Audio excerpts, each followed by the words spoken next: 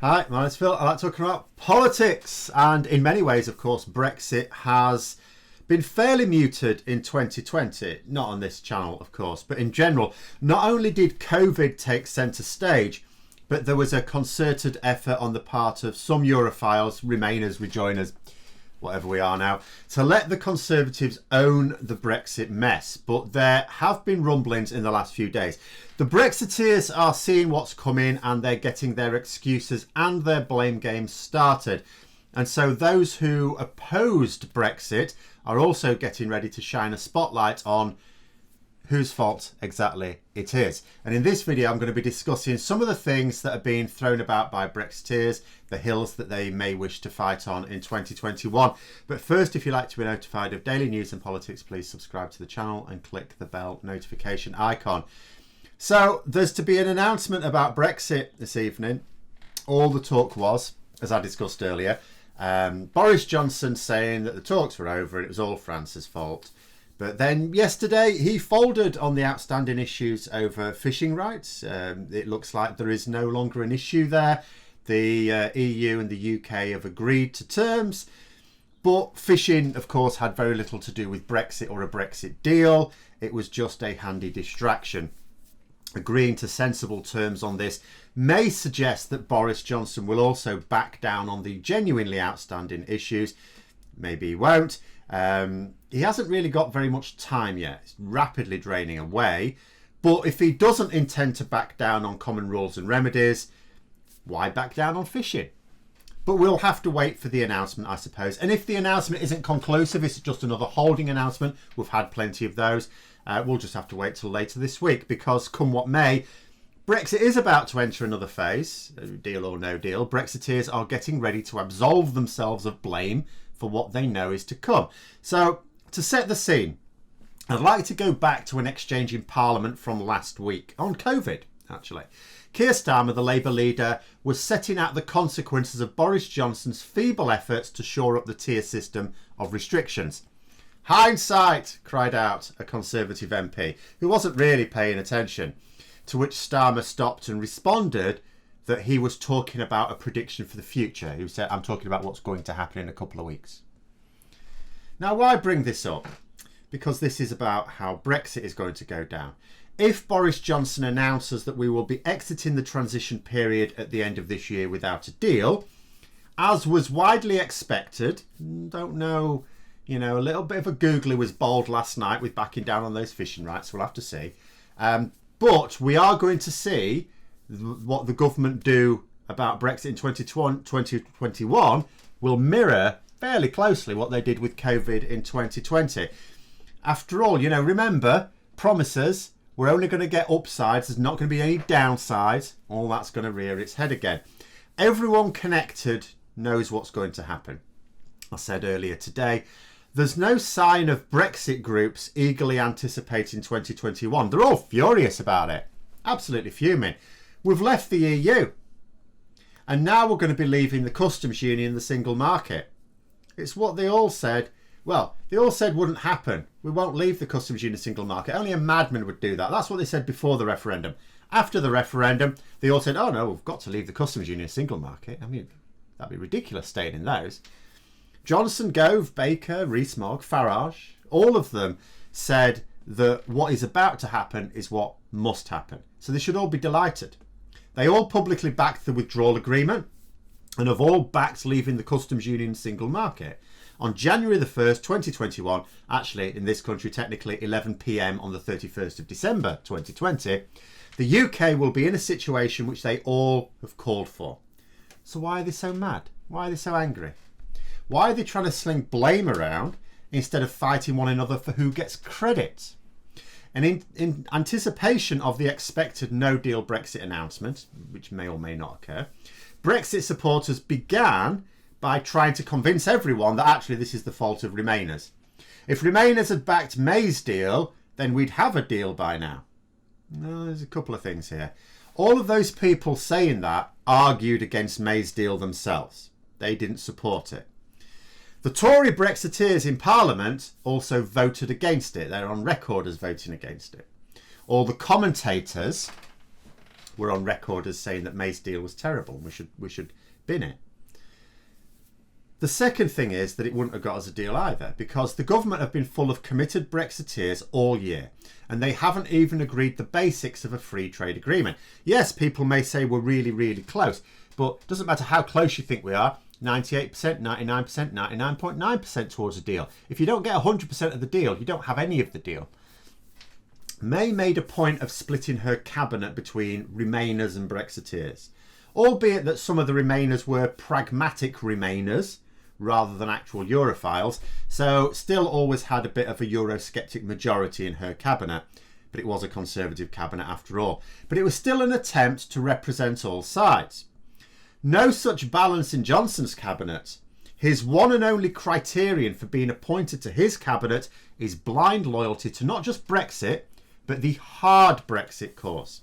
In pursuit of this one virtue, Johnson has failed to take into account brains, basic decency, political acumen, work ethic, or anything else that would normally be considered essential in a senior government minister. No, blind loyalty to a hard Brexit was what they needed to have. That is all. That's it. That's why we end up with the airheads that we currently have in charge of government.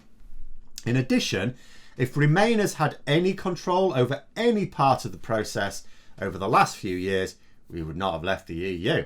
That's the thing about being a Remainer, you see. We wanted to remain. Indeed, the irony is that people that voted for the Conservatives to get Brexit done, that happened with a lot of people. A lot of people voted for the Conservatives, not because they agreed with their Brexit stance, because, do you know what, we're just sick of it all dragging on. It's never ending, we just want Brexit done. Is Brexit done? We're a few days away from it being 1 year since that general election. Is Brexit done?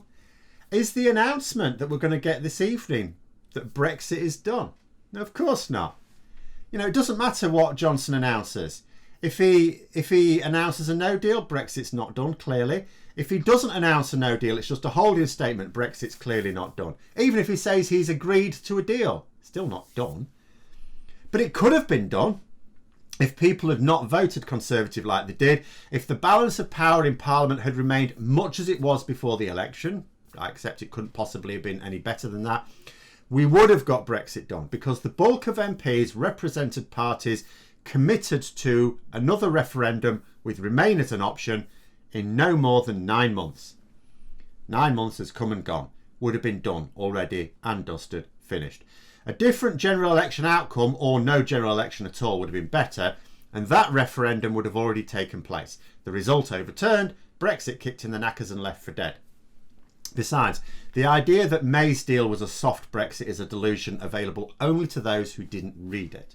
Now, I don't blame the majority of people for not reading it, but the fact of the matter is that the deal was the same as Johnson's. Boris Johnson didn't come up with a whole new withdrawal agreement.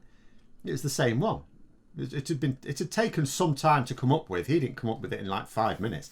The only difference is that the backstop, which Theresa May put in, was replaced by the internal customs border inside the UK that the EU originally advocated for. Boris Johnson basically took the EU's proposal and put it into his deal. You know, the idea of having this border between Britain and Northern Ireland. In addition, as a bonus prize, he also put an internal border around Kent while he was playing about. That wasn't actually in the withdrawal agreement, just a bit of fun from Michael Gove at our expense. It also involved giving the EU even more money than May's deal allowed for. Brexiteers don't really like to talk about that. Another thing that Brexiteers don't like to talk about is what exactly Brexit is about. So again, all this blame game is about getting away from discussing, so what is Brexit then? After all these years, what is it? Because that conversation doesn't really go very well, if indeed it's a conversation. You know, they try and open up with, well, it's sovereignty. But then you ask them to elaborate, and anything they say doesn't really hold up with leaving the EU. You know, we want to make our own laws. Yeah, we did that anyway. That's what Parliament is for. Yeah, but some of those laws were made by the EU. No. Every single law that is in place in the United Kingdom was passed by one of our parliaments. Usually Westminster. But they were agreed in the EU. Yeah, some of them, technically that's true, sort of. But our MPs still got to decide. if our MPs voted against an EU law, it didn't become UK law. And indeed, that has happened on occasion. There are some EU laws that are not active in the UK because our Parliament did not pass them.